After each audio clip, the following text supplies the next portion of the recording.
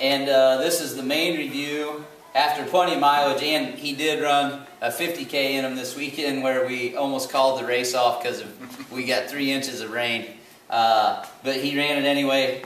Scott E-Ride Grip 2. On road, I gotta stand corrected. I put some miles, transition miles, and some trail miles, well, some of the race miles on asphalt, and the turnover on these is great. Key this weekend was it was a muddy mess. I was in the pack in the first lap with a bunch of guys that were all running shoes, some street, had a couple guys out there in the 5 fingers, of course. You do a race anymore without those. They were slipping and sliding. I've got to give these things credit. They held the corners very well. They shed dirt about as well as you can. When it's that muddy, everything's gonna hold. The reason they're this clean is I ran them through about a 1/10 of a mile of the river on the way back, so I did a little bit of self-cleaning on them. But all in all, they did shed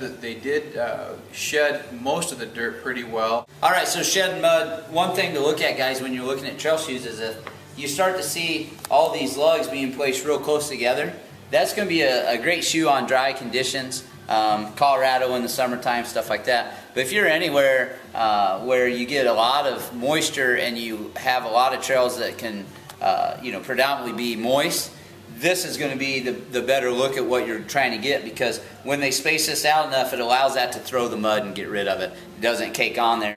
The thing that I can't rave enough about is the toe box and overall structure on these. I have yet to wear a Scott shoe that I've got any kind of a hot spot, any kind of a rub, and no breakdown on the side here as far as my foot pushing through. I'm a double E legit. Some brands I have to special order because of the width of my foot. These have been absolutely rock solid. Shed water well too. Rock plate on here, we talked about. It's that. rigid. I don't. In after running it and looking at the flex, there's not a plate in there, but there is enough rigidity through here. They're running through the rocky sections of the course, and we have a couple sections that you got the old 1.5" diameter broken rock. They held up very well. No sharp points, and the arch especially. Very good as far as protection without being heavy. These are so much lighter and more responsive. I think the trade-off is definitely worth it. Yeah, and that's what I was going to say is one thing to be mindful of with a lot of the Scott stuff is it's a light shoe.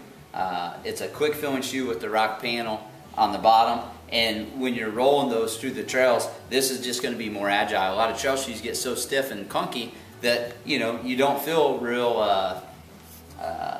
You don't feel quick on your feet. Mileage, tell us mileage. I'm about I'm just pushing 275 mileage-wise on these, and again, no breakdown. How many more miles do you think you're going to get out of them? I bet you, for as much trail work as we're doing on these, I probably got another 150 to 200 on these. Coming into fall, we get some snowfall down. These are going to, I'm really excited to see how these work on the snow, because I think they're going to be a real good transition shoe as we start to get some ground cover.